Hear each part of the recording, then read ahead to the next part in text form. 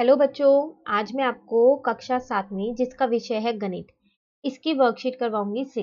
ठीक है, जिसकी तिथि मेरे को दे रखे हैं यहाँ पर 13 अक्टूबर 2020। ठीक है, आज की वर्कशीट में हम सीखने वाले हैं रेखाएं तथा कोण, और इसके बारे में पढ़ेंगे भी और देखेंगे भी कि कितने तरीके की रेखाएं होती हैं और कितने तरीके के कोण होते हैं। तो चलिए शुरू करते हैं। सबसे पहला है मेरे पास यहाँ पर बिंदु। ठीक है, तो बिंदु क्या होता है? कोई माप नहीं, केवल स्थिति। मतलब हम बिंदु को माप नहीं सकते। ठीक है, इसकी सिर्फ एक पोजीशन होती है कि जहां पर ये होता है। जैसे यहाँ पर आपको दे रखा है ए, ठीक है ना। उसी तरीके से दूसरा हमको यहाँ पर दे रखा है रेखा। ठीक है, एक रेखा है, एक रेखाखंड है और एक किरण है। मैं आपको तीनों बताती हूँ यहाँ पर ये कैसे कैसे है, वही चीज इसमें लिखी हुई है। ठीक है, देखो सबसे पहले हम देखते हैं रेखा क्या होती है। रेखा का मतलब होती है एक जो, ये है आपके पास रेखा। ठीक है, जिसको आप दोनों दिशाओं में बढ़ा सकते हो। ठीक है, इसको आप कभी भी माप नहीं सकते। इसका कोई निश्चित माप होता ही नहीं है। क्यों नहीं होता इसका निश्चित माप? क्योंकि आप इसको यहां से भी बढ़ा सकते हो और यहां से भी बढ़ा सकते हो। ठीक है, अब अगर हमारे को इस रेखा का नाम लिखना हो तो हम इस रेखा का नाम कैसे लिखेंगे? या तो आप इसको ए बी दो बड़े अक्षरों में दिखा दो और यहाँ पर लिख दो ए बी, और ऊपर ये छोटी सी ऐसे रेखा बना दो। या फिर आप क्या करो, सिर्फ इसको एक अक्षर से दिखा दो, छोटे अक्षर से एम या फिर एल, किसी भी एक अक्षर। ठीक है, या तो आप अगर बड़े अक्षरों से दिखा रहे हो तो दो दिखाओ, और अगर कोई एक छोटा अक्षर ले रहे हो तो कोई भी एक छोटा अक्षर ले लो और उससे दिखा दो। ठीक है, तो रेखा वो होती है जिसका कोई निश्चित माप नहीं होता, और इसको हम दोनों तरफ से, दोनों दिशाओं से बढ़ा सकते हैं। ठीक है, उसके बाद आता है हमारे पास दूसरा रेखाखंड। अब ये रेखाखंड क्या होता है? ठीक है, तो चलो देखते हैं कि रेखाखंड हमारे पास होता क्या है। रेखाखंड है ये रेखा का ही एक पार्ट होता है। ठीक है, एक टुकड़ा है ये रेखा का ही, रेखाखंड। लेकिन हम इसको आगे नहीं बढ़ा सकते, ये यहाँ पर आके रुक जाता है। ये दोनों इसके जो है अंत बिंदु है। अब आप इसको आगे नहीं बढ़ा सकते हो। ठीक है, तो अगर मुझे इसे लिखना हो तो कैसे लिखूं? यहाँ मैं ए बी लिख देती हूँ। तो यहाँ ए बी और यहाँ पर छोटी सी रेखाखंड बना दूंगी, ताकि मुझे पता चल जाए कि ए बी जो है वो मेरी रेखाखंड है। ठीक है, तो आपको रेखा और रेखाखंड में अंतर पता चल गया। रेखाखंड को आप माप नहीं सकते हो उसका, क्योंकि कोई निश्चित माप नहीं होता। लेकिन रेखाखंड को आप माप सकते हो। रेखा को तो आप माप ही नहीं सकते ना, तो लेकिन आप रेखाखंड को माप सकते हो। क्यों? क्योंकि ये दोनों दिशाओं में आगे नहीं बढ़ती, ये वहीं रुक जाती है। इनके ये जो दोनों दे रखे हैं ये मुझे, ये दोनों मेरे अंत बिंदु होते हैं। ठीक है, होता ये इसी का ही एक भाग है, रेखा का ही एक पार्ट है ये। लेकिन इसके ये दोनों अंत बिंदु की वजह से ये मापी जा सकती है और रेखा मापी नहीं जा सकती। ठीक है, क्योंकि हम इसको दोनों दिशा में बढ़ा सकते हैं। ठीक है ना। चलिए, ये दो हमारे पास हो गए हैं। अब आखिरी रह गया हमारे पास किरण, वो भी हम देख लेते हैं क्या होता है। यहाँ पर लिखते हैं, देखो किरण ये है। ठीक है, इसमें एक ही अंत बिंदु होती है। ठीक है ना, एक अंत बिंदु होती है। ठीक है, और एक जो है जो शुरू हो रही है जहां से, वो होती है। अब आप यहां से तो इसको नहीं बढ़ा सकते हो। ठीक है, लेकिन आप इसको यहां से बढ़ा सकते हो। ठीक है ना, तो रेखा, जो ये किरण है ना, ये भी रेखा का ही एक पार्ट है। ठीक है, उसका ही एक टुकड़ा है। लेकिन ये सिर्फ एक दिशा में बढ़ सकती है और दूसरी दिशा में नहीं बढ़ सकती। ठीक है, तो अगर मैं इसको लिखना चाहूँ तो कैसे लिखूंगी? मैंने इसे ओ नाम दे दिया, इसको पी, ओपी। अब आप यहाँ पर एक छोटी सी किरण बना दो ताकि आपको पता चल जाए कि ये किरण है। ठीक है, अब जैसे आपके पास ये तीनों दे रखे हो, सिर्फ ये दे रखे हैं पूरे, ना रेखा बनी हुई बड़ी, ना रेखाखंड और ना ही किरण, और आपसे पूछा जाए कि इनमें से बताओ कौन सी रेखा है, कौन सा रेखाखंड है और कौन सी किरण है, तो आप जो इनके ऊपर आपने ये साइन बनाए हैं, सिंबल्स, आप इनसे ही बता सकते हो। यहाँ पर दोनों तरफ एरो है, इसका मतलब ये दोनों दिशा में बढ़ सकती है। तो दोनों दिशा में कौन बढ़ सकती है? रेखा बढ़ सकती है। ठीक है, यहाँ पर दोनों तरफ बिंदु है, इसका मतलब ये किसी भी दिशा में अब नहीं बढ़ सकती। ठीक है, ये दोनों इसके अंत बिंदु है। तो वो जिसमें अंत बिंदु हो दोनों, वो क्या होती है? मेरी रेखाखंड। ठीक है, अब यहाँ पर देखो, यहाँ पर एक तो अंत बिंदु है रुका हुआ, और एक तरफ से आप बढ़ा सकते हो ना। तो जिसमें सिर्फ एक अंत बिंदु और एक तरफ से आप उसको बढ़ा सकते हो। ठीक है, उसको हम क्या बोलते हैं? उसको हम बोलते हैं किरण। ठीक है ना, तो ये चीजें हमको यहाँ बताई हुई थी। चलिए, अब एक हमको यहाँ पर प्रश्न दे रखा है, आपसे कह रहा है एक बिंदु से कितनी किरणें गुजर सकती हैं। कह रहा है एक बिंदु से आप कितनी किरणें बना सकते हो। तो ये रहा मेरे पास एक बिंदु, इससे मैंने यहाँ एक किरण बनाई, यहाँ दूसरी बनाई, यहाँ तीसरी बनाई, यहाँ चौथी बनाई, ऐसे कर करके मैंने यहाँ पर सारी किरण बना ली। तो ये तो मैं बहुत सारी किरण बना सकती हूँ ना। तो कितनी बना सकती हूँ? क्या मैं उन्हें गिन सकती हूँ? नहीं। तो हम उसको लिखेंगे अनंत।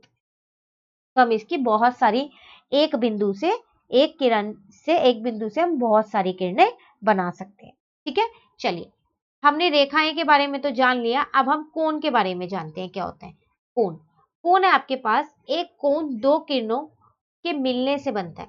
कह रहा है जो एक कोण होता है ना, अगर हम दो किरणों को मिला दें, ठीक है, तो उससे क्या बन जाएगा? एक कोण बन जाएगा। ठीक है, अब देखो कैसे बनेगा कोण, वो भी यहाँ पर समझ लेते हैं हम। देखो यहाँ पर समझते हैं इसको हम। मान लेते हैं मेरे पास एक किरण ये है, ठीक है, जिसको मैंने नाम दे दिया O और P।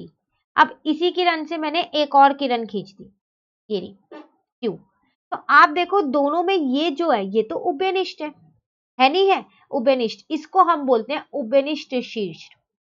ठीक है, ठीक है ना, वही चीज आपके पास यहाँ पर लिखी है, उभयनिष्ठ बिंदु शीर्ष बिंदु कहलाता है।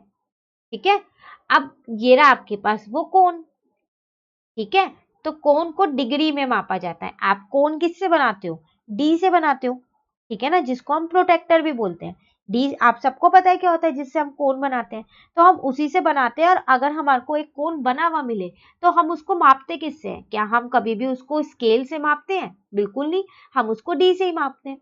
अब वो किस में मापा जाता है? हमेशा डिग्री में मापा जाता है। ठीक है, अब अगर मुझे इस कोण के नाम लिखने हो तो कैसे लिखूंगी मैं इसके नाम? देखो मैं इसके नाम तीन तरीके से लिख सकती हूँ। बस आपको एक चीज ध्यान रखनी है, जिसपे ये कोण बना है, ओ पे बना हुआ है, ये हमेशा बीच में आना चाहिए। जैसे एक नाम मैंने लिख दिया POQ, ठीक है, एक नाम मैंने लिख दिया QOP। देख लो आप, मैं ओ बार बार बीच में ही लिख रही हूँ। या फिर आप ऐसा करो, इसको खाली ओ लिख दो। तो आप इन तीन तरीके से इस कोण का नाम लिख सकते हो। ठीक है, आप ये मैंने POQ दिया है, आप इसे ABCDEF कुछ भी दे सकते हो। ठीक है ना, तो कोण आपको पता चल गया। जब दो किरणों से मिलके जो बनता है हम उसको कोण बोलते हैं। उसमें एक उभयनिष्ठ शीर्ष होता है। ठीक है, उभयनिष्ठ बिंदु होती है जिसको हम शीर्ष बोलते हैं। ठीक है, चलिए अब यहाँ पर लिखा है, क्या एक सरल रेखा कोण हो सकती है? कह रहा है क्या एक रेखा कोण हो सकती है? नहीं, एक रेखा कोण नहीं हो सकती। ठीक है, चलिए आगे बढ़ते हैं। अब यहाँ पर है पूरक कोण। अब देखो यहाँ पर हमारे को कोण के कई सारे तरीके बता रखे हैं। एक पूरक कोण हमको बताया और एक समपूरक कोण हमको बताया। ये दोनों क्या होते हैं? देखो जब दो कोणों का माप का योग 90 डिग्री होता है, मतलब आप दो कोणों को जोड़ दो और उसका कितना आना चाहिए, जो जोड़ने के बाद जो आपका उत्तर है वो 90 डिग्री है, तो वो आपके पूरक कोण होते हैं। ठीक है, और अगर वही दोनों कोण कोई और दो कोण लो, उनको जोड़ने के बाद उसका जो उत्तर है वो 180 180 है, तो वो क्या होते हैं? समपूरक कोण होते हैं। ठीक है, तो चलिए मैं आपको यहाँ एग्जांपल एक उदाहरण देके बताती हूँ। जैसे जैसे मैंने एक लिया 40 + 50। अब मैं इन दोनों कोणों को जोड़ूंगी तो 90 आएगा। तो इसका मतलब ये मेरे कौन से कोण है? ये दोनों मेरे पूरक कोण है।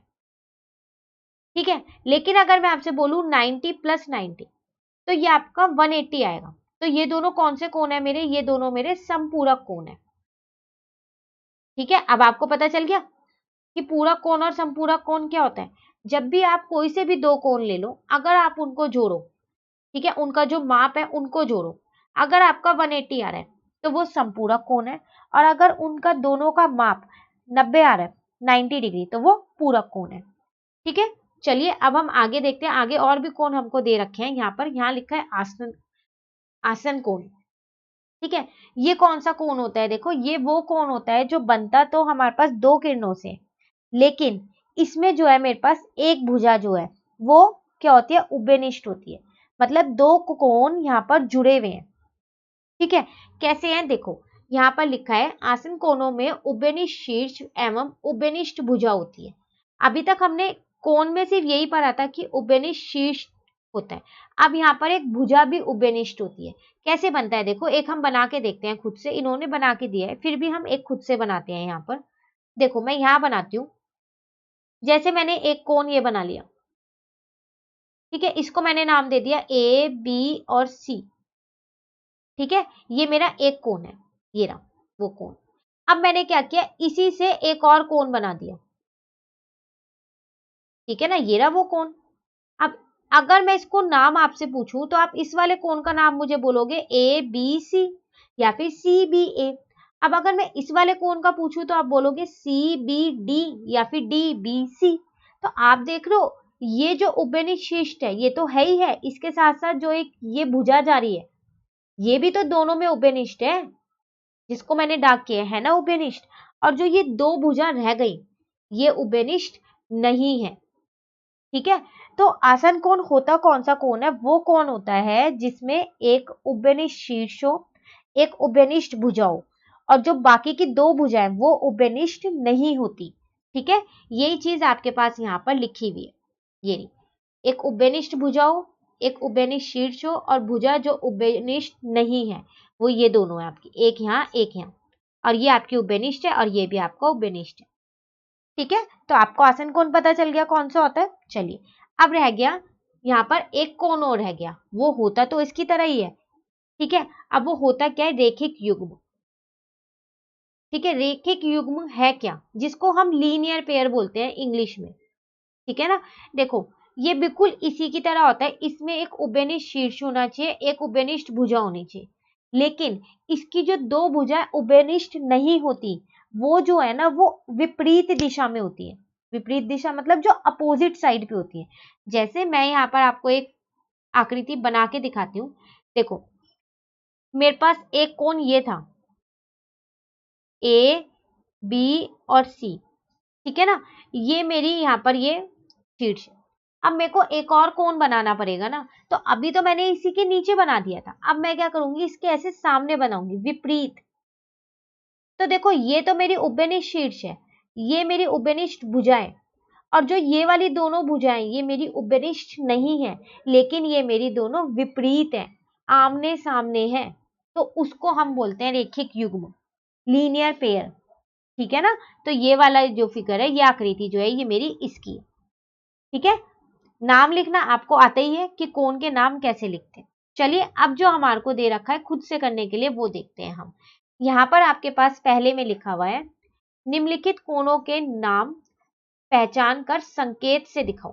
तो आपको कोणों के नाम बताने हैं, तो आप क्या करो इन सबके नाम दे दो खुद से, अपनी मर्जी से दे सकते हो। जैसे मैं यहाँ ABC और यहाँ लिख देती हूँ मैं PQR।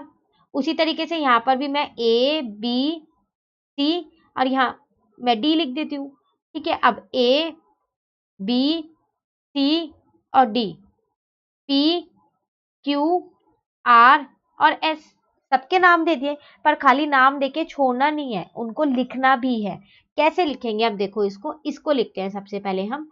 यहाँ ABC है तो इसको मैं ABC लिख देती हूँ, या फिर इसको मैं ऐसे भी तो लिख सकती हूँ CBA, बस यही तो बीच में होना चाहिए, या फिर मैं खाली इसको B भी लिख सकती थी। तीन तरीके से अभी हमने ऊपर सीखा था ना, वही तीनों तरीके से मैंने लिख दिया।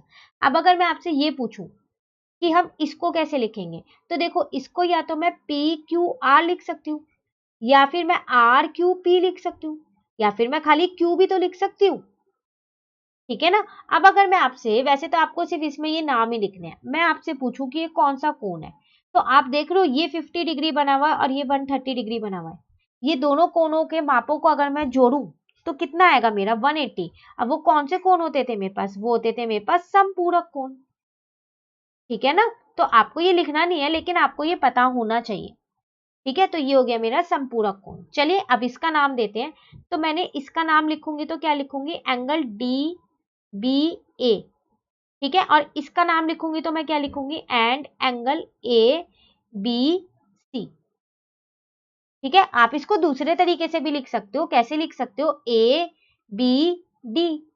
ठीक है, और दूसरा क्या लिख सकते हो यहाँ पर? CBA। ठीक है, अब अगर मैं आपसे पूछूं कि ये कौन से कोण है, तो आप देखो इसमें एक उभयनिष्ठ शीर्ष है, एक उभयनिष्ठ भुजा है, और दो विपरीत भुजाएं जो उभयनिष्ठ नहीं है, तो वो कौन से थे? रेखिक कोण, लीनियर पेयर ही तो थे वो हमारे। तो देखो यहाँ पर यही तो लिखा था रेखिक युग्म, तो वही हम यहाँ पर लिख देते हैं। ठीक है ना, चलिए अब ये वाला करें। पहले नाम लिखते हैं, एंगल ABC, इस वाले का लिख दिया। इस वाले का मैं लिखती हूँ एंगल CBD। ठीक है, आप इसको ऐसे भी लिख सकते हो, एंगल CBA या फिर एंगल DBC, ठीक है ना, दोनों तरीके से लिख देना। अब अगर मैं आपसे पूछूं ये कौन से कोण है, तो आप देखो एक उभयनिष्ठ शीर्ष है, एक उभयनिष्ठ भुजा भी है BC, और दो भुजाएं ऐसी है जो उभयनिष्ठ नहीं है। तो ये कौन से कोण थे हमारे पास, ये थे हमारे पास आसन कोण, ठीक है ना। तो ये रहा आपके पास वो लिखा हुआ, ठीक है। तो चलिए हमने ये भी लिख दिया,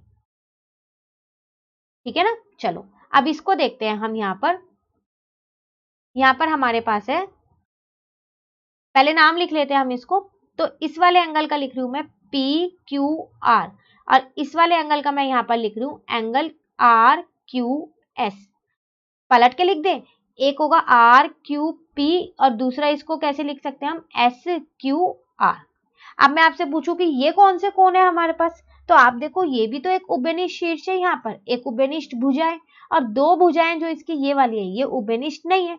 तो ये भी तो यही वाले कोण हुए, सेम जो हमारे को थर्ड में बोला गया था, आसन कोण, ठीक है ना। चलिए पहला प्रश्न तो हमारा यहाँ पर हो गया है, ठीक है, ये हटा देती हूँ मैं, ये एक्स्ट्रा लग गया था। चलो अब देखते हैं हम यहाँ पर दूसरा आपसे वो कह रहा है यहाँ पर, निम्नलिखित आकृति में क्या कोण A कोण B का आसन कोण है। तो देखो जरा एक बार आप आकृति देखो यहाँ पर, ये रही। तो ये कौन से कोण थे, इन कोणों में तो एक कॉमन शीर्ष होना चाहिए ना, उभयनिष्ठ वाला। तो इसका शीर्ष ये और इसका ये, तो ये तो उभयनिष्ठ है ही नहीं, इसका मतलब ये आसन कोण नहीं है। तो नहीं, ये नहीं है आसन कोण, ठीक है। तो इसका आंसर है नहीं। चलिए आखिरी देखते हैं, अपने आसपास की वस्तुओं में से कोनों के कुछ उदाहरण दीजिए। देखो आपके आसपास ऐसी बहुत सारी चीजें हैं जो कोने बनाती हैं, तो आपको ये उदाहरण खुद से लिखने हैं। मैं यहाँ पर कोई से भी 3 उदाहरण मैं लिख लूँ, 2 या 3, ठीक है, बाकी के उदाहरण आप लिखोगे, और जो मैंने लिखे हैं वो नहीं लिखोगे आप, ठीक है ना। आप खुद से लिखोगे और मुझे कमेंट बॉक्स में बताओगे भी जरूर कि आपने कौन कौन से उदाहरण लिखे हैं, ठीक है, बताना जरूर कौन कौन से लिखे हैं। तो देखो मैंने यहाँ पर 3 उदाहरण लिख दिए, दरवाजा, कुर्सी, कैंची, तीनों ही मेरे कोण बनाते हैं। आप देखना जरा एक बार ध्यान से, अब इन तीनों चीजों को क्या ये कोण बनाते हैं, तो बिल्कुल ये कोण बनाते हैं, ठीक है। तो आप देखना और उदाहरण ढूंढना अपने आसपास, और मुझे जरूर बताना कमेंट बॉक्स में कि आपने कौन कौन से उदाहरण इसमें लिखे, ठीक है। तो ये थी आज की हमारी वर्कशीट नंबर 6। वर्कशीट नंबर 7 अब हम अपनी नेक्स्ट क्लास में करेंगे, ठीक है। तो अगर आपको ये वीडियो अच्छी लगी तो आप इसे लाइक जरूर कीजिएगा और मेरे चैनल को सब्सक्राइब कीजिएगा। Thank you.